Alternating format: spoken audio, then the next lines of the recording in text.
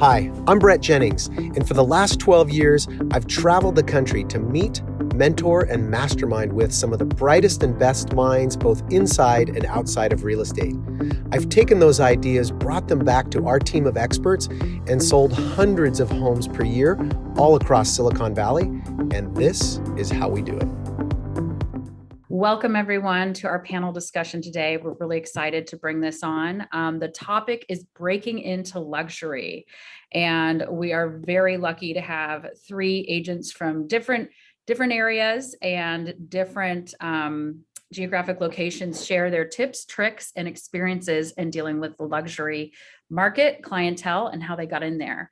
My name is Lauren Mosley. I am with Real Estate Experts with Brett Jennings, and here to kind of kick us off. Our panel host, so our moderator is going to be Brett. For those of you who don't know Brett is a 10 plus year veteran in the residential real estate field, having previous experience in financial services, doing short sales. And we're running Brett runs not only a brokerage, but a team in Silicon Valley. We've got expansion teams in the coast area, like Aptos, Monterey, Santa Cruz. We've got an expansion team. We just launched Real Estate Experts Tahoe. And we're really lucky to have Brett here to host. We've, as a Real Estate Experts, as a brokerage right now, under Brett's leadership and foundership and mentorship, as a team, we are at just under $1 billion in closed and forecasted volume. We're at about 970 and just ran it today. So without further ado, Brett Jennings, welcome to the microphone. Great. Well, thanks, Lauren, for inviting me in here. Cool. Well, I'm super excited to share with you all today and be on this, not only host this panel, but be on the panel as well about breaking into luxury. I think, as agents grow on their journey, we first get into real estate, depending on where you come from, and, you start doing transactions and you look up and you see agents doing high-end deals and say someday. And all of us on the panel, as you'll learn, we're in that position at one point. And so our goal today is to, as always, is to kind of share the best insights and wisdom from not only agents here at our brokerage, but across different brokerages and different geographies. To help agents sell more homes. On that note, I'm going to invite you all, if you find value in today's session, we do host a monthly mastermind, and it is at, to register for the mastermind, it is at thrivethroughtheshift.com. So Lauren, if you wouldn't mind dropping that into the chat. Absolutely. And so that's kind of our if you like what we share today and you want to stay connected with good information on, how to get your buyers into contract, or how to find listings in a low inventory market, or just hear success stories from other agents who are just out there doubling and tripling their business. You'll find a great number of interviews and things in the mastermind group once you register there at Thrive Through the Shift.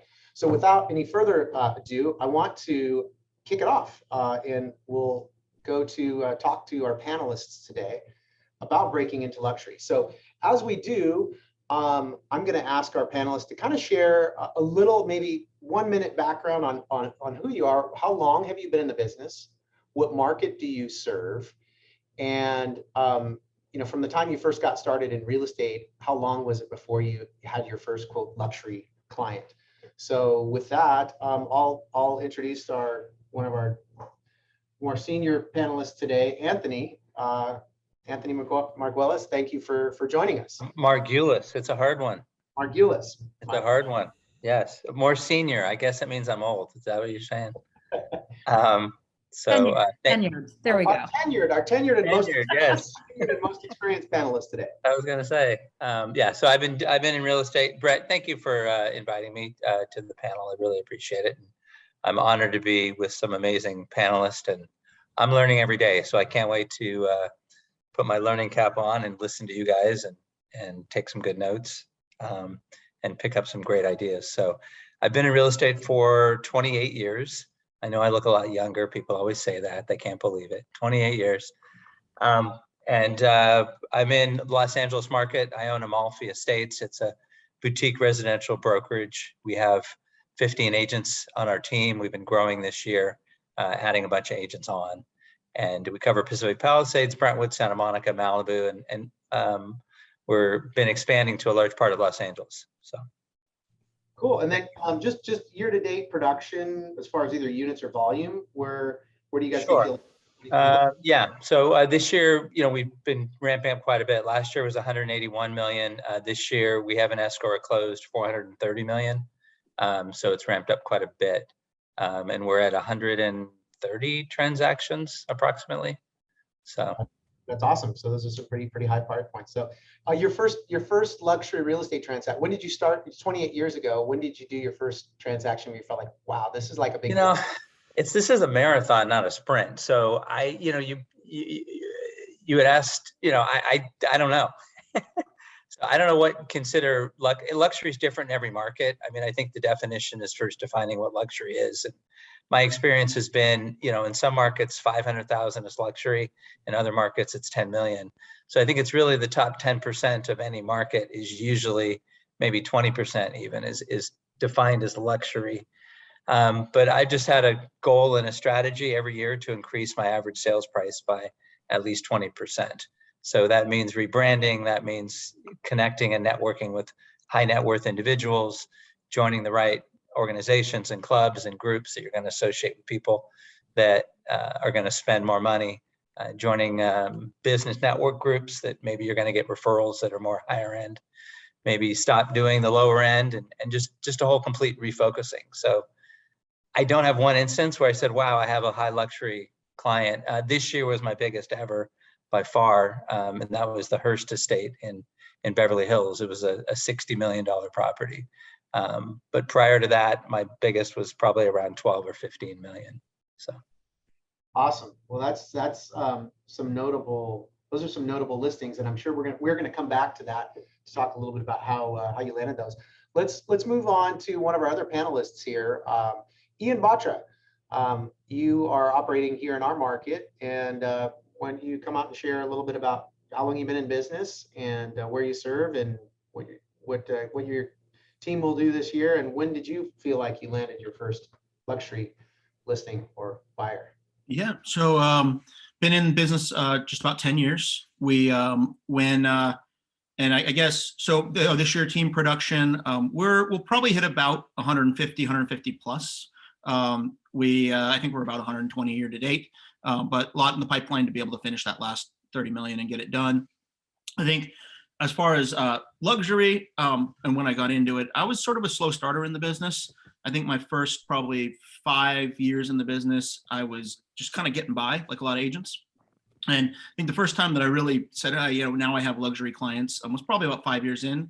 And I can remember a few moments, and I have a similar definition to Anthony with luxury. I think it's market dependent. I mean, I've sold a 4,500 square foot house on 17 acres in the mountains for a price that was probably lower than what others would think is luxury, but it was certainly a luxurious type property.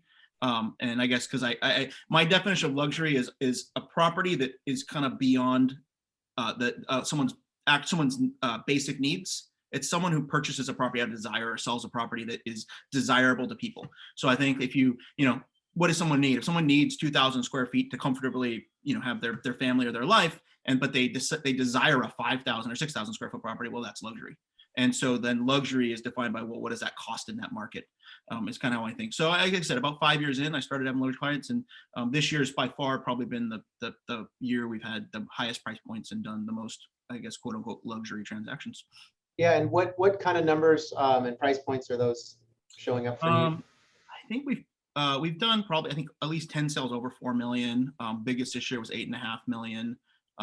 We've got buyers in the pipeline right now that are doing, we got buyers in the pipeline looking at $7-8 million properties as well, and talking to some higher end sellers. So, I mean, I guess for us, luxury, for me, luxury right now is 4 to 9 million is kind of what I'm looking at as my luxury properties. Cool. Awesome. Well, thanks for sharing. And moving on to our other next panelist, Joe Valasco. Are you online? Joe, is Joe here?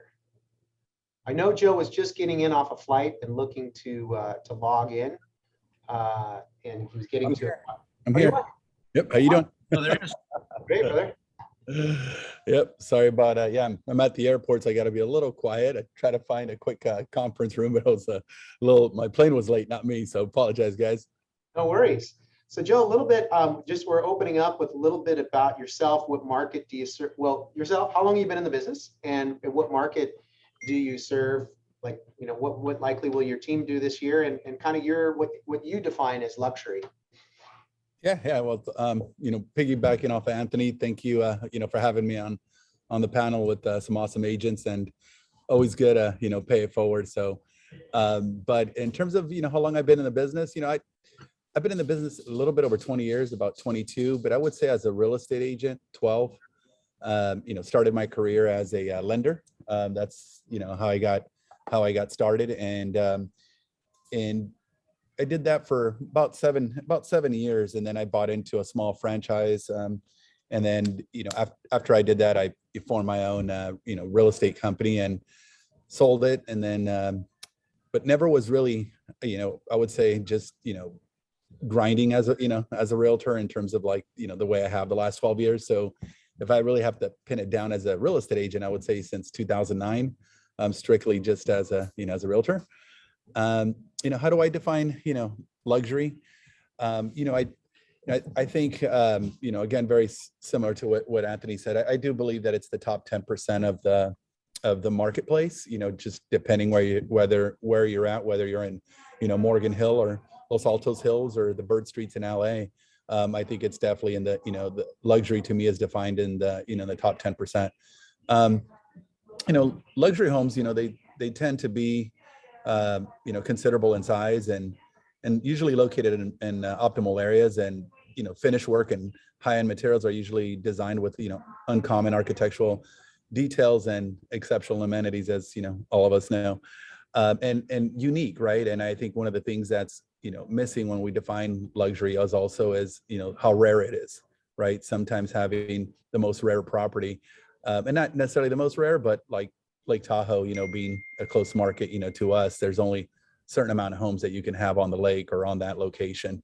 And I think that, you know, defines luxury, you know, as well, having a 1,500 square foot property looking, you know, looking out to an amazing view, as opposed to, you know, one looking at the back of a, you know, stone wall, defines luxury. So in terms of, I think you asked me, you know, what markets do I serve? Yeah, and then do you have a team or you solo agent, and what kind of production will your group do? Sure. Production this year, I'm gonna do 200 million. I'm currently at about 162 million, you know, year to date, and I should end with slightly over 200 million. 3 people on my team. There's 2 selling agents, Upasna and Mary Lou, and then I have a full-time assistant. And then I've always had escrow coordinators, but a la carte. And in terms of, you know, markets that I serve, I would say from Burlingame, you know, as far down as Morgan Hill and kind of all along that corridor. I get the occasional on the East Bay, but primarily I would say Peninsula to, you know, to South Bay is kind of where I serve. I think I concentrate. If you look at, I think last year we sold 75 homes. Me personally, I sold 48, and the majority of mine are in Palo Alto, Los Altos, Mountain View, and Sunnyvale. Highest property I ever sold. I've listed 20 million, but sold, you know, and I've had offers for those. Unfortunately, they didn't sell. So it's like one of those things that you didn't sell it, so it doesn't count, but did list them, and, you know, great experience. Highest listing I've ever sold is 12 million. Currently, I just put one on for 16 million in Los Altos Hills, and going to do a little plug on that one. So it's brand new construction, ultra modern for those that are listening. And I'm going to have an awesome twilight tour. So if you guys have any clients looking in the area, it's a beautiful ultra modern home for 16 mil, 9,000 square feet. Awesome. We'll drop it in the chat. Drop the link in the chat so we can all take a look at it. I definitely will. Here. So on the topic of luxury, we got some different definitions here of what luxury is. Both you and Anthony say it's the top 10% of the market.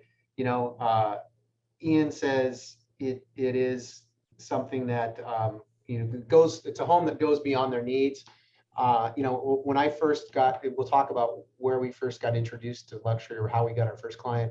I ended up doing some consulting with Alon Pinnell, after he had left Longpanel, he went over to France, started an MLS, and then came back over here and was doing some work for Intero. And I jumped at the opportunity when he said, "Hey, I'll help and work with any one of you that want to learn." And one of the things that he defined luxury, he said, really, it's in relation to the market. It's things that are 50% above the median price point. So if I look at the neighborhood I live in Willow Glen area of San Jose, the average price point is about $1.6 million. So then by that definition, luxury starts at 2.5. And that's kind of the entry level. And but one of the unique things, so I want to ask everyone kind of when and how did you land your first luxury listing? So with that, Anthony, if you can recall, when was the first listing or buyer that you took on where you kind of puckered a little bit, right? Where you said, "Oh my God, like this is a big deal," if you can recall, and if yeah. Okay, I have to think about that one. I started working with a lot of developers the last few years, and so a lot of developers, we'd sell them a teardown, and then they build a bigger home. I think there's a misconception for people who don't do a lot of luxury homes. I think there's a misconception that the luxury market, the buyers are more sophisticated. They tend not to be. There's a misconception. I have first-time home buyers buying $7 and $8 million homes. It's very, very interesting seeing the dynamics. And what I found is just having, as long as you're knowledgeable, and a lot of the people that have a lot of money have business managers and consultants and attorneys, and they love data and they love stats and they love, what's the resale value and the price per square foot, and they really look to you for your expertise. So the knowledge you can have in getting into that marketplace and knowing it well, that provides just a tremendous amount of confidence going into it. So I didn't really answer your question. Sorry. I answered with a different question. So hopefully. Okay. No, I think what's important is, as we go through this conversation in this Zoom call together, is as the people who are listening on the line have been attracted to this title, this subject, they obviously want to get into the luxury market. We're going to dive more into this at the end about the mindset around it. But what you'll find, and I think what you'll hear from the panelists, is that it's not. These are still human beings on the other end of this transaction, right? And they still have needs and desires and goals and dreams, just like your first-time home buyers who are just trying to get their foot in the door in the market. So I think it's important what you're saying there is be knowledgeable. And there's a misconception that these people are sometimes, or maybe across the board, more sophisticated than other buyers and sellers, which in your experience, they're not. So that's a good share. So with that, Joe or Ian, do either one of you remember or recall kind of that first big deal that was kind of like, okay, wow, this is a big deal. Like, am I going to be able to make this happen? Or maybe it'll get this listing or with that, Joe or Ian, I'll let either one of you take this. Yeah, I could jump right in. Yeah, and I think we all, and I mean, I don't know for everybody here on the panel, but I think most people that that I speak to that sell high-end real estate, there's always that listing. I think that next listing too, or next buy that is a game changer for you. Again, I apologize about the airport sound back here, but I think there's a game changer for all of us. I remember last year it wasn't necessarily a game changer for me, but I listed 20 listings, one developer, 20 listings, and it definitely felt like another defining moment in my career. There were townhomes in Sunnyvale, but we have those moments, and we try to strive for better, right? And the very first luxury listing I got was $2 million, and it was in Almaden Valley, and it was a super big deal. It was 12 years ago was the very first one, 21680 Calero. Remember it remreally well, and I was just like so honored and so pumped up and so fired up that that I had listed this property, because really the one before that was a house that I bought for myself, but it wasn't prior to that, all the listings I had sold were like 700,000, 800,000, and I had sold one for 1.1, and then all of a sudden it come up on 2.1 mil felt pretty good. How I got that, I was part of a networking group, back then also, and I still enjoy it quite a bit now. There wasn't as much as social media. Well, there was really none. I mean, I think it was like MySpace, but it's almost embarrassing to be on that, right? And I was just really affiliated with a lot of different networks that I number one, enjoyed, not just did it for the business, but, enjoyed being a part of those mixers or nonprofit group, et cetera. But this one in particular was from a nonprofit group for Hispanic professionals associations here in San Jose. And a guy there by the name of Peter Sanchez, he had told me, hey, my boss just left Intel, and he's moving, he's basically retiring, and he's moving to Southern California. And, I think you would be a good match. Let me do an intro. And the guy loved Peter to death. And like, I just went there, and, I was definitely prepared. I was, nervous, anxiety, everything you can imagine, didn't show it, if I did it every day, it's like this all day, every day. But I just remember the moment that he signed and how good it felt, and part of that was definitely being prepared, but it came from a network group. Nice.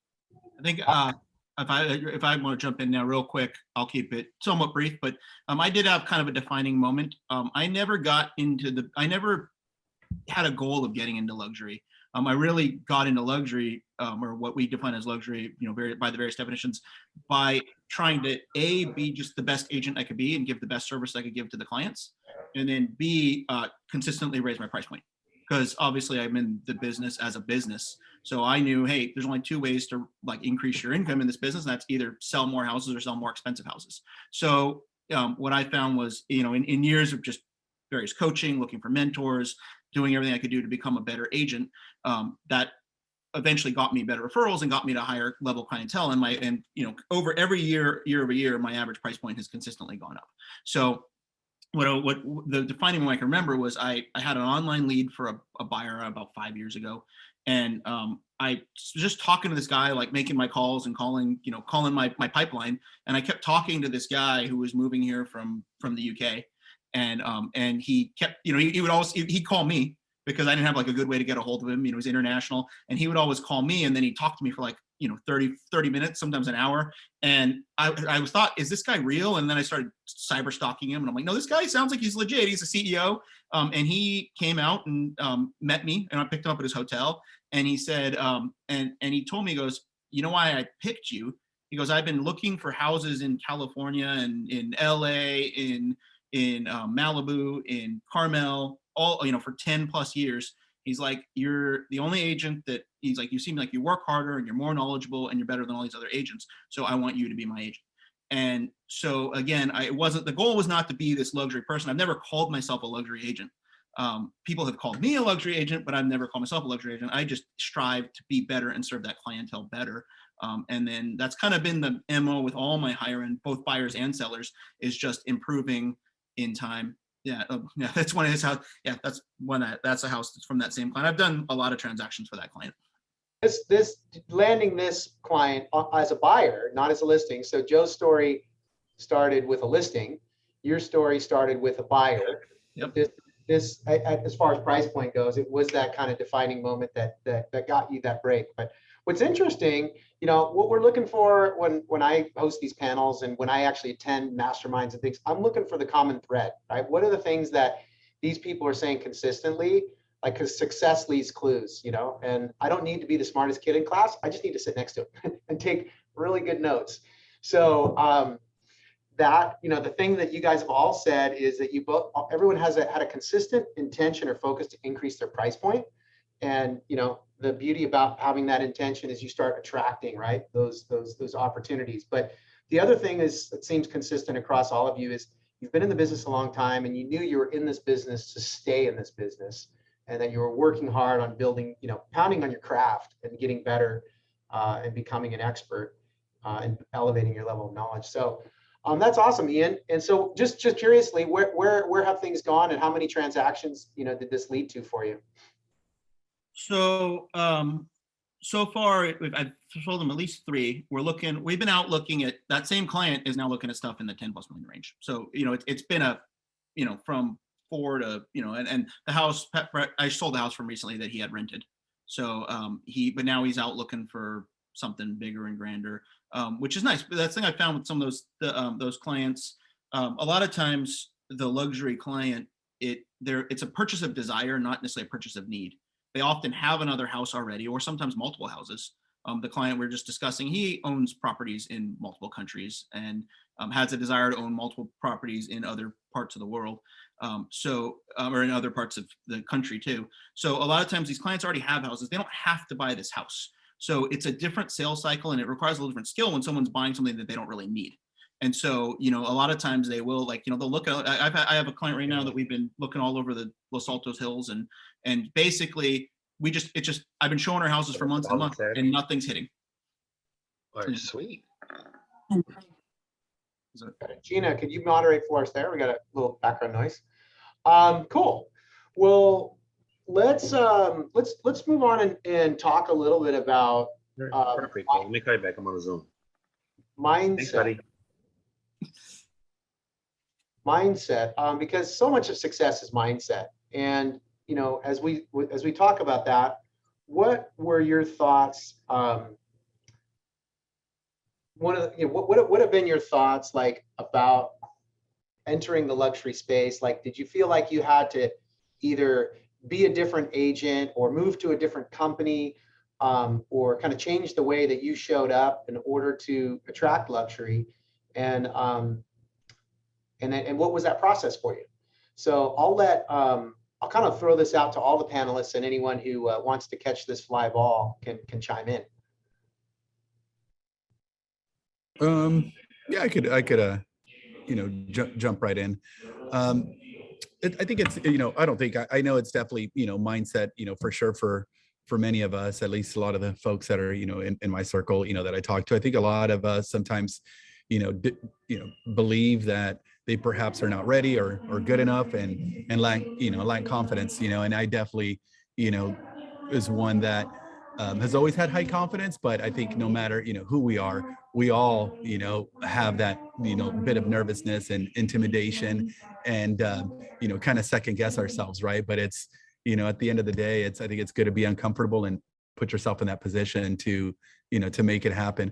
But, going back to mindset, it's mindset, but it's also, being prepared. Right. And one of the things that, that Anthony talked about and some of these folks, the sellers, in terms of education, I do agree with some of them are not that smart, but for me, the majority of them, at least up here, are super smart, and they really want you to be, organized, prepared. And I think your A game must be on point, because unlike a buyer, at least in my opinion, for the most part, they're not paying you, it's a seller. And I think that, from the time that you get out of the car, whether we like it or not, we're being judged the way we walk, what we drove in, what are, the materials that you presented, what that looks like. I know that it's probably not in every market, but it's definitely, here I worked a little bit for the agency in Beverly Hills, and it wasn't a whole lot like that as much as it was over here. We're over here that, we're like per square foot, hardcore engineers, and more of a, I don't mean to say, what's the word I'm looking for? Kind of like higher intellectual capital in a sense, down here. And I found instead of selling, shiny countertops, they really want you to be, and I'm not just saying this for Southern California, but I think for me up here, it really, every listing appointment that I've gone to on the high end, I do feel that the client wants to relate. You have to be on your A game, and you have to be prepared. I think the best advice that I could give anybody that's listening to this panel is don't wait to be prepared that day. What would you do right now if you had a $6 million seller call you? I think for someone like Anthony, it's probably not that big of a deal, but for a lot of folks out here, it would be, right? Because there's just not a whole lot of those sales. In Los Altos, there's been, 5 sales over 10 million in the last 4 years. There's just not a whole lot, so would 6 million make me intimidated? No, man, I'm ready to go, but 25 million, yeah, you're going to be more prepared. But I think we all need to be prepared for that call for the 5, 10, 15, and 20 million, 25 million. Like, what are you going to do? Like, are you ready? Like, what do you, it's good to be prepared. And I just, found myself just upping my game on my listing presentation, and, how I present and role playing. I agree with a lot of what Joe just said, so I'm not going to. I'll try to add to it, not just repeat everything you said, but I think I agree with a lot of what you said. So I was from day one. No client has ever intimidated me from day one. And it's funny. I probably broke into higher price points 5 years ago, but I tried a lot when I was new. So confidence has never really been my issue. Mindset And again, it comes back to preparation, or, sometimes for people who don't think that they can land the listing, because I mean, track record does matter at the high end. And, when I didn't have track record, I was always willing to bring someone in if I needed to. So that's something out there. So, I also recognize what it takes to get the listing. Or, I know like Anthony, like those $60 million ones, sometimes there's multiple agents on those deals. So sometimes you get in and then sometimes the seller wants you to co-list at that level. And so I'm not afraid to say, hey, you know what, like if you like me, but you feel like, you also want Compass's program or Coldwell Banker's program or, another brokerage. Hey, they're like, hey, we love real estate experts, but we feel like we want another level of luxury program. So they want 2 agents on this $15 million listing. I wouldn't shy away from that either. But I think the mindset factor of go like, because to land bigger deals, you need a combo of 2 things. You need the skill to land that transaction. You need the ability to secure that client. And then you also need the at-bats. So you have to raise your price points, you have to work on it at 2 levels. You have to be doing activities and things, Anthony mentioned earlier, networking groups, putting yourself in front of hiring clients. It could be mailing, it could be advertising, it could be online leads, but you have to put yourself in front of hiring clients. And then on the other side, you have to have the mindset and also the skill set and elevate your presentation to the point to where that client would want to work with you. So I think it's a little bit of all of those. I think you make a really great point. So ultimately, right, to land the luxury buyer, the luxury seller, 2 things have to happen. You have to elevate your game, meaning your skills, your talent, whether that's role playing, maybe your brand positioning and how you're positioned either with your brokerage or who your affiliation is with. And then the second part of that is really pursuing those opportunities, like you said. Yeah, that's interesting. So I'm going to relate back to my personal experience when I kind of landed my first luxury listing, and I look back at it. I had the intention to get to a higher price point. I actually sought out, a relationship with someone, or at least the advice, someone who had mastered the luxury game. And in this case, it was Alon Pinnell, who Alon Pinnell Realtors was bought by Compass in our area. But the original co-founder was only with the company for a few years. And when he circled back around and said, hey, I'm available for agents that want to, learn, I met with him. And I remember him specifically saying, this is a good lesson in the mindset of luxury and what positioning means in the mind of the higher end buyer or seller.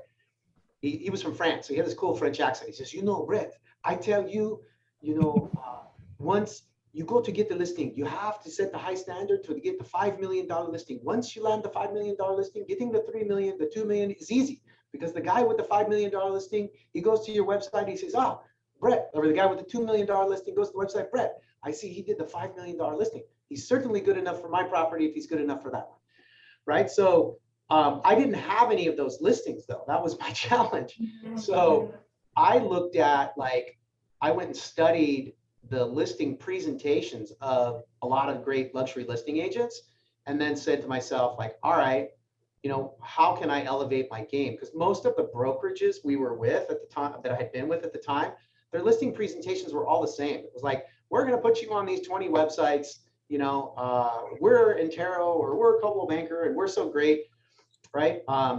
And I felt like the luxury, consumer deserved more. So anyway, I put together, took me about 6 months. I put together my own luxury listing presentation, had a graphic design company, create this amazing, beautiful, slick deck, and then created some videos around it.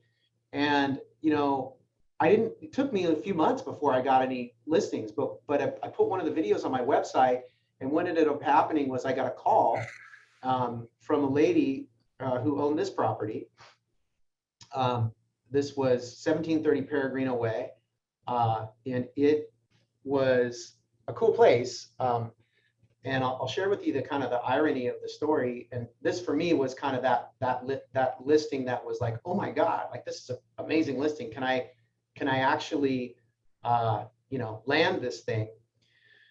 Because I was a bit intimidated myself, and not only because of just the price point, but in actuality, this was in the neighborhood I grew up in.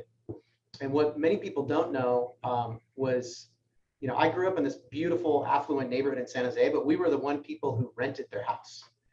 And so, you know, there were specifically people in that neighborhood who went out of their way to make sure that, like, you know, as a kid, I felt like that I didn't belong. And so it was interesting going back into walking into this listing, and it turned out these people were like the nicest people in the world. And, you know, they actually reminded me a lot of my own parents.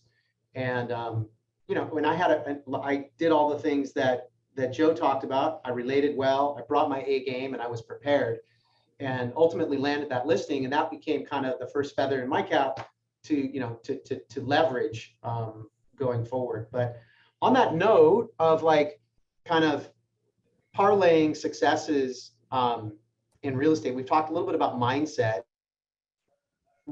Let's talk a little bit about, like, you get that one first. Well, let's talk about accessing those first clients, or where do you get the most of your luxury clients currently? Like, where is that business coming from?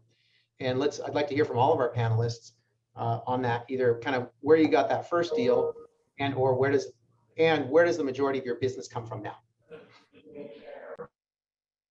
Where have you gotten the greatest number of your high-end buyers or sellers? You want me to jump in, Brett? I'll take this one Sure. real quick. So I now am mostly referral. Occasionally we get an online lead or a Zillow lead or something, and it's high end. And because of track record and everything else, we can land that client. Whereas I find, like, people ask that, like, oh, how do you land those clients? You know, from an online lead to a big sale. Because of the track record and because we're already in the market, they're like, oh no, I'll work with you. They feel like they got to the right agent.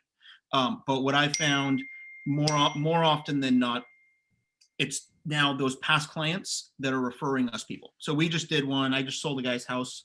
It was funny because it was a little bit of that combo story of, like Brett just said with the Lampano, where once you land the higher one, you get the one. We actually sold this guy close to $4 million house. And then he's like, oh, I have to sell my house too. So then I went, and, you know, the listing procedure is pretty quick when you go list this $2.5 million house if you just sold them the form, you know. So we sat there at the table, and the numbers just made sense. So I think now it's previous higher end clients are now referring us to people. And even that particular story I just told you, the guy, he bought a house with us. He went out, he had a house in Los Gatos, wanted to buy a bigger house in Los Gatos. He calls, he goes out, looks at open houses, finds a house, says, oh, I want to buy this house. How am I going to buy this?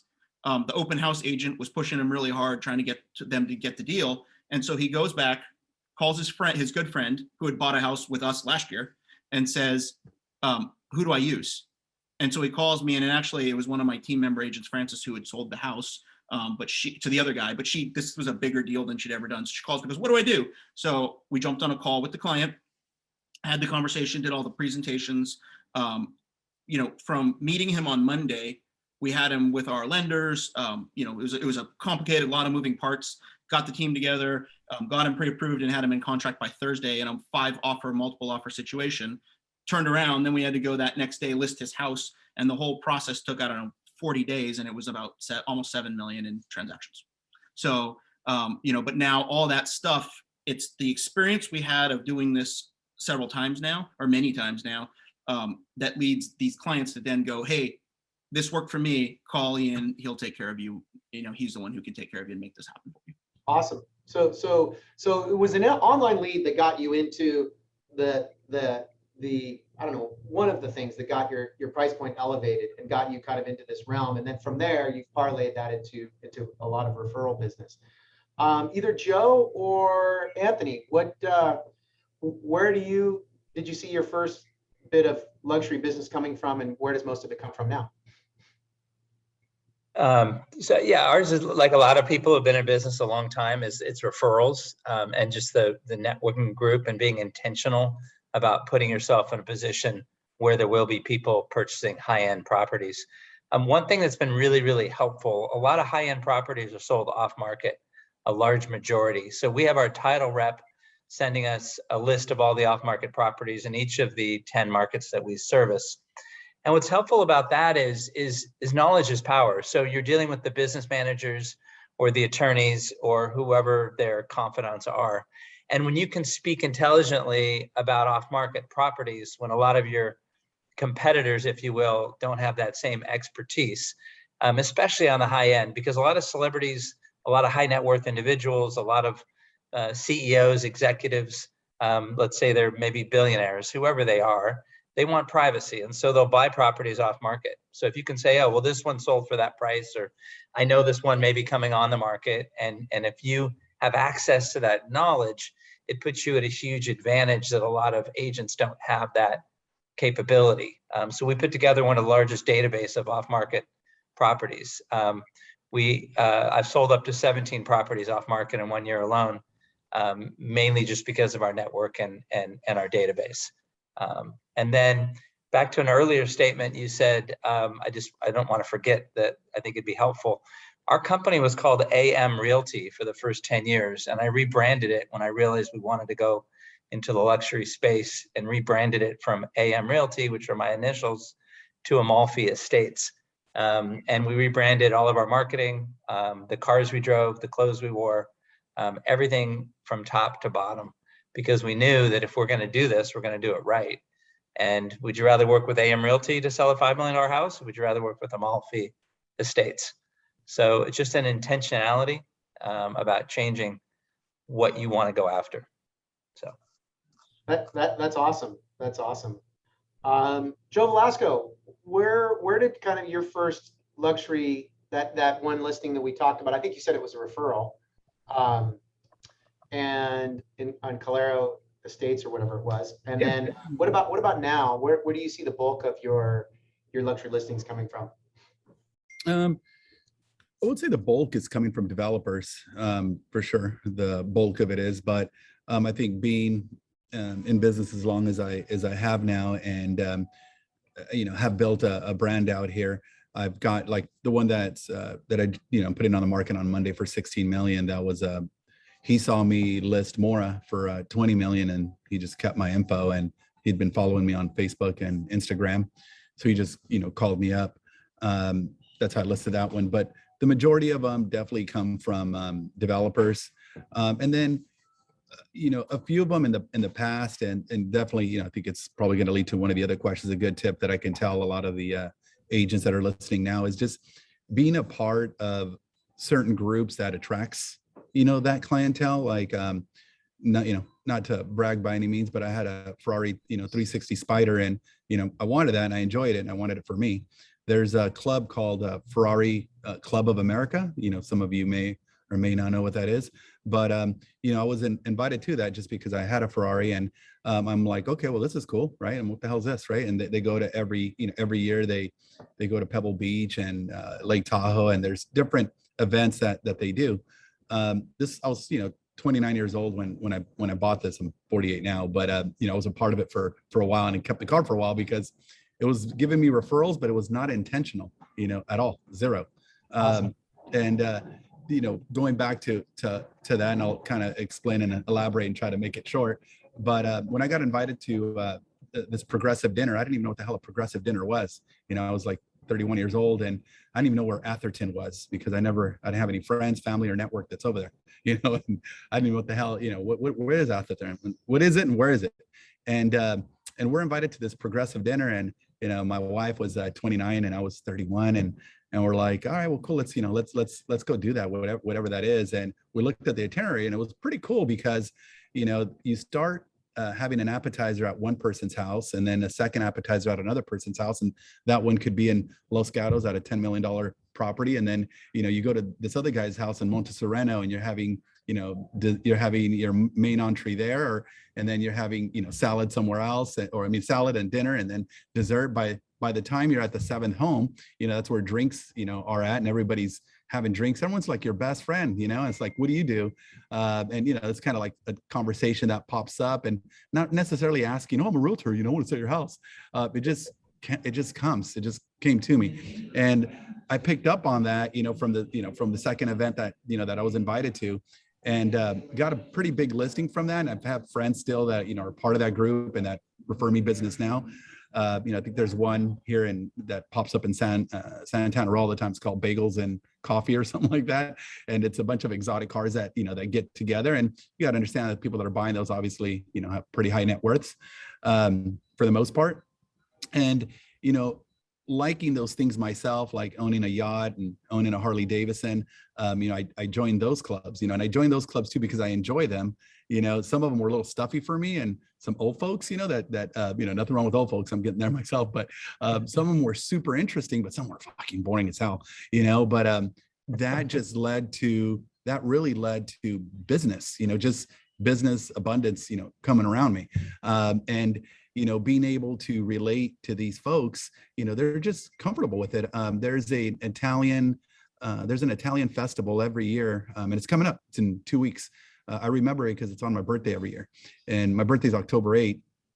And they have this Italian festival in San Francisco, and I went to it by accident as well, just because my dad's always taking me to see the Blue Angels every year since I can remember, since I was 8 years old. So I carry that tradition, but they started doing it in San Francisco. I don't know if you guys remember, they weren't there last year because COVID, but they've been doing it every year. And recently I bought a Maserati, and I'm like, cool, I'm gonna go to the Italian festival, because by default at the Blue Angels, it's also Italian Day and Italian festival, same day. They hold it the same day every year. And there's this Italian church out there that invites all the exotics, to come out.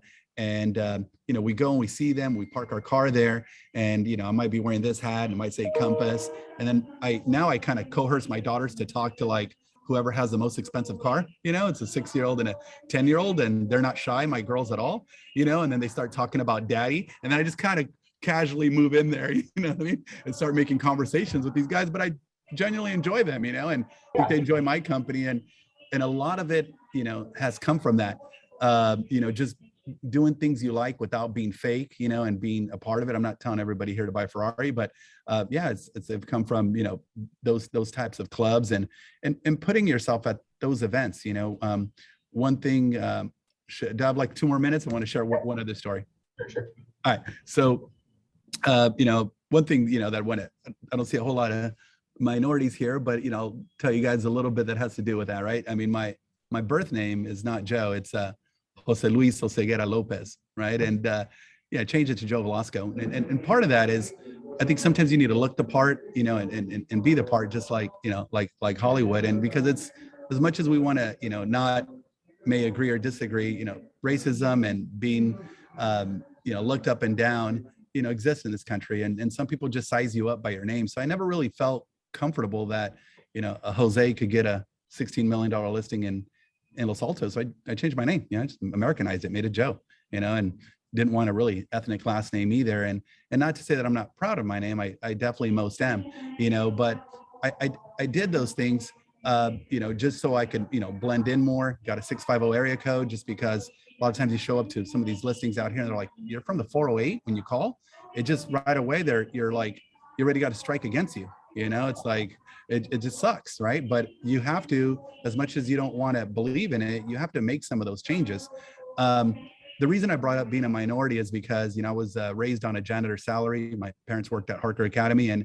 And one of the things they can't relate to is, spending, and I don't tell them, right? Because makes them probably not makes them, but makes, our culture a little bit uncomfortable when, most of my people are cleaning hotels or lawns or, landscapers, et cetera. Right. And getting out of that, getting the next generation, out of that, for myself. But what I wanted to share was this conversation that I had with Mauricio Umansky when I was over at the agency, right? I was super excited that I had taken my kids to a Disney cruise. Okay. And a Disney cruise, my 3-year-old, I couldn't wait to get her out of, to get her out of diapers, because you can't take them, if they're not potty trained. So we went on this Disney cruise, and it cost me $12,000, right? And, it's a lot of money, but not a lot for some of us here that are selling 150 million a year, but it's a lot to most, right? Cruise for 12,000. And, I thought it was pretty big time. And there's no way that I can tell my parents that I spent, 12,000 on a Disney cruise when they go to the all you can eat ones for $500. I mean, that's just so far from their realm. Right.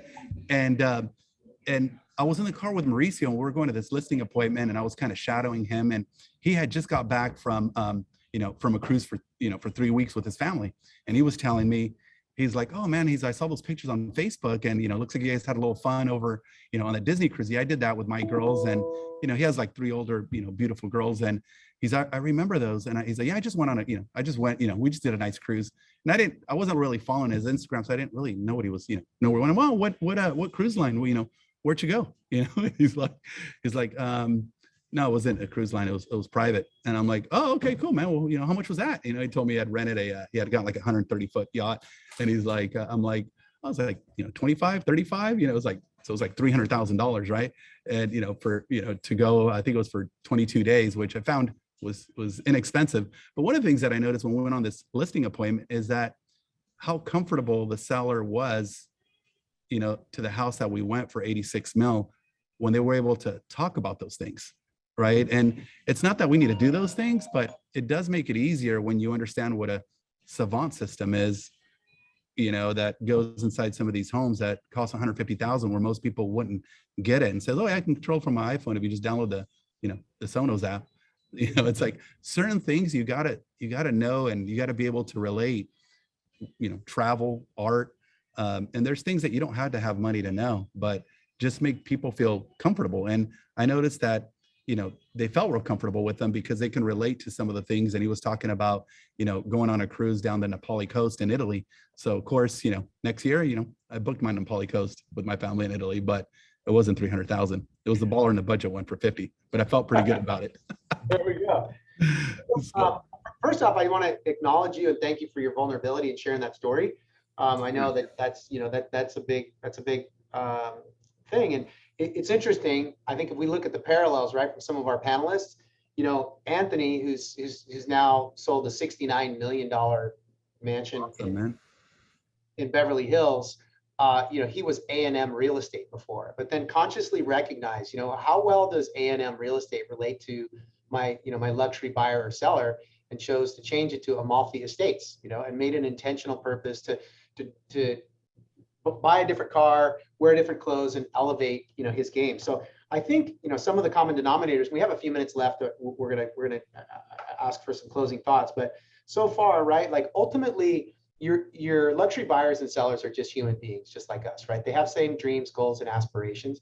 But what we know is, one of the best sayings I've heard is, real estate is all about relationships until it's about real estate. And how do you relate to those people? And you know, you've got to get that first introduction into that first, you know, higher end buyer or seller, for you to have that experience to recognize that, you know what, these people are human beings just like me. They're actually not that different than my other clients. But to Joe's point, you know, and to Anthony's point as well, and Ian, I think as well, like, you want to put yourself in those circles and investigate the finer things of life, so you can have those meaningful conversations, right, to relate. And then, you know, as an agent, be prepared. So some really good insights there. One thing I want to touch on, Joe, because I know this is true for a lot of luxury agents, and myself included. You mentioned developers. You get a lot of business from developers, but you don't just give you business. So you typically have to earn that. And maybe, you know, because we are short on time, maybe just a minute on your thoughts on what it takes to earn the business of a developer. I know for myself, you know, I've worked a lot with Thomas James Homes, probably done 30 million in business with them in the last year. They're a big developer, and I've earned their business. They certainly didn't give it to me. So do you want to speak to that real briefly? Yeah, I'll definitely speak on it briefly, and I'd love to hear, you know, Anthony touch on the subject too. You know, the way to earn, you know, luxury listings from developers, it's not, you know, hey, you know, I'm Joe Valasco, you know, I wear a Gucci suit, I'm top 1% of the country. That's like, nobody gives a shit about that in terms of, you know, the developer clients. It's about bringing them value, you know, and true value. And we all talk about, I'm available 24/7, you know, my VP's in town, can we take you to lunch? No, that's not value. You know, value is, you know, bringing them an opportunity, right? And understanding, you know, having a high level of understanding of what's possible, you know, in terms of exit prices on, you know, on a project. So, you know, the best way I can, you know, tell you, like, you know, currently, you know, right now, you know, picking up a lot in Los Altos that is, you know, 40,000 square feet, and knowing that you need a minimum of 20,000 square feet to subdivide.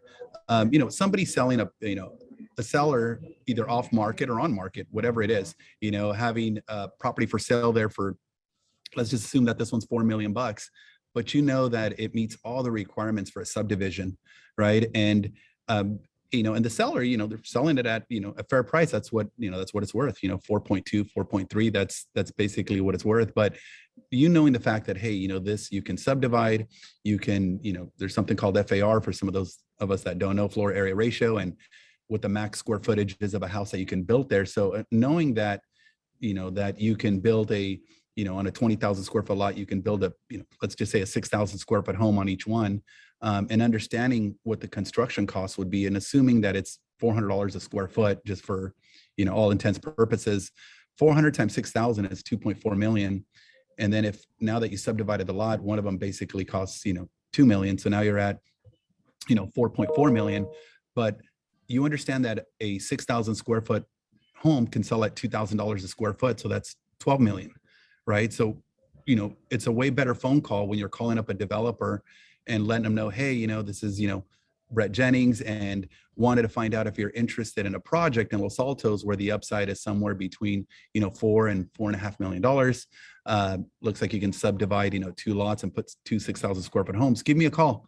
And man, they call you back in a fucking hurry, and unlike like, hey, I'm Brett Jennings and I'm in the top 1% and I'm so cool. It's like, fuck, nobody calls, Yeah. So, I made it a point to, pull up permit history in every city that I wanted to focus on and get high-end listings, and, reach out to the developers. And a lot of times they now want to be your friend and take you out to coffee and let you know of, some of the listings that they have that an agent didn't bring it to them, and they could give you that listing. And it's kind of like, tit for tat a little bit, it's like, hey, you brought me this, I want to give you this. But, I've really made it part of, a big part of my personal business to do that, because I also enjoy it, become a developer now, myself.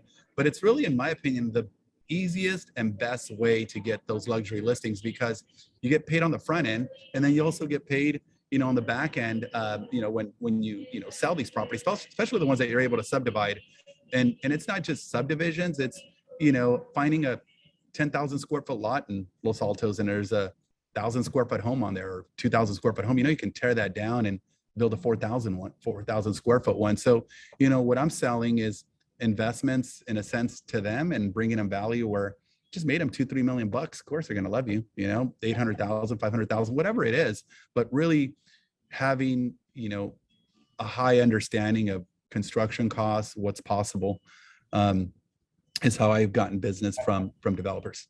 So bringing them deals, having specialized knowledge to help them, it's basically mine for gold, right? Yep.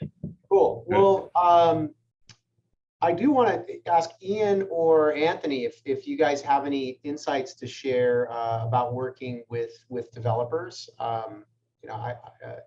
know Anthony might have gone on mute here, so. Yeah, no, I mean, my video on my laptop is a little tweaky right now, so. Right. Yeah, but a couple of thoughts. One, for charity boards, I know you mentioned groups where you can get connected with, and obviously you have to be genuine, and it has to be a passion. But if you're into any charities or philanthropies, joining a charity board is just a great way to connect with like-minded people.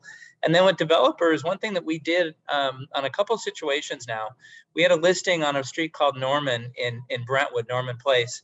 And I started researching it. It was the most expensive listing at the time, like $12 million, and all the comparables in the neighborhood were around 3 and 4 million. So what I did is I rebranded the neighborhood and I called it Norman Estates.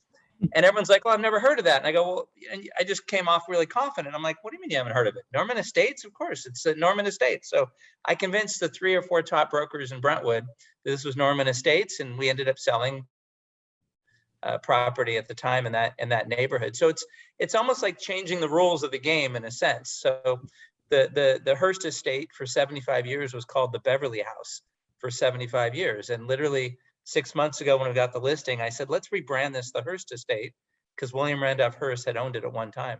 So it's just thinking of ways to leverage, and also experimenting when you get a new listing, a high-end listing, what you can use some really creative marketing for that listing, even if it's expensive, knowing you can use those pieces for future listings, whether that's having a TV show, whether it's doing an audio book, whether it's doing a 150-page coffee table book. Yeah, there you go. So just think of, hey, if I get this listing, I can really start using some really neat marketing pieces that maybe I hadn't done before. And then I can use those as leverage for getting future properties. So that's what we're able to do with that. That's awesome. That's awesome. So yeah, I want to thank, first of all of our panelists as we close out here. But the journey to selling luxury real estate starts with a mindset, I think. And we heard from everyone that they said they had an intention that they were going to consistently increase their price point. The other thing that I think we heard consistently, right, was that they all made a commitment to elevate their game. And that could mean elevating their brand. Anthony did that. Joe did that, did kind of an own personal identity and brand makeover. I did that as well. That helped me land my first listing. But then it's about getting that first opportunity. And I do want to share one thing, because this for us has given us more reach for more of our agents that we partner with into the luxury market than anything else. And Anthony, you might even be able to speak to this a little bit as well. Ian's first transaction came from a guy overseas, right? It was an internet lead that came across. And for us, our partnership with Zillow has delivered us access to more $5, $6, $7, and $8 million listings. Now, not all of them are like that. Most of our listings are purchases, and clients are around the median price point. But in the last 12 months, we've done 30 transactions over 3 million. And over half of those have come through us through our Zillow Flex partnership. And Flex is different than the traditional market-based pricing. It's exclusive and it's kind of invitation only. But that's been an amazing thing for us. And we've leveraged that for both myself and for the teams that we support here. But Anthony, I'm just curious, because I know you're in a different market there. Has Zillow Flex delivered any opportunities to add more into the high end for where you guys are? It has. I mean, the issue is it's not available for everyone on this call because it's hard to get on. It's hard to get on Zillow Flex. But the internet, a lot of people don't. We 5 years ago sold an $11 million home through Zillow, and I think at the time was one of the biggest sales that they had. This year through Zillow, we're at $100 million in closings, and we just sold a $7 million one or $6 million one in Venice. So it's surprising how many people you think, oh, well, they have their own agent. Why would they go online? They must have 20 people they know, and they're just going online looking for an agent. So don't discount, as Brett is saying, that opportunity, because it could be a big one. Yeah, and in closing, I want to mention, first of all, thank you, Ian, for joining us today, Joe and Anthony. One of the things I want to say in closing is for those of you who have joined us today, if you've gotten value out of this conversation and you would like to hear or see more of this content, we invite you to join our monthly mastermind. And that is simply by going to thrivethroughtheshift.com, Thrive Through the Shift. And what you'll get there is you'll get invites to top agent panels like this, as well as access to our page where we catalog a lot of top agent and aspiring agent interviews. I've had a specific commitment to help agents earn $1 million in commissions. And I'm excited and happy to say I started out with a goal of helping 10, and we have close to 20 people who are on the track to earn $1 million. And they're doing things, but we invite you to join us. So that just means join our mastermind group. You could stay affiliated, obviously, with the brokerage that you're at. But if you want to learn more about Zillow Flex, the luxury market, how to get more listings in a low inventory market, what strategies are working well in getting your buyers into contract, we invite you to join us. And Lauren, if you can plug that into the chat one more time and make sure it comes up as a live working URL, that would be great. Thoughts and questions? We're a couple minutes over, but thoughts or questions for any of our panelists before we break? Awesome. Well, I hope that you all got great benefit out of the time today. And in closing, I'll say, don't just be an agent, be the expert. Thanks for joining us.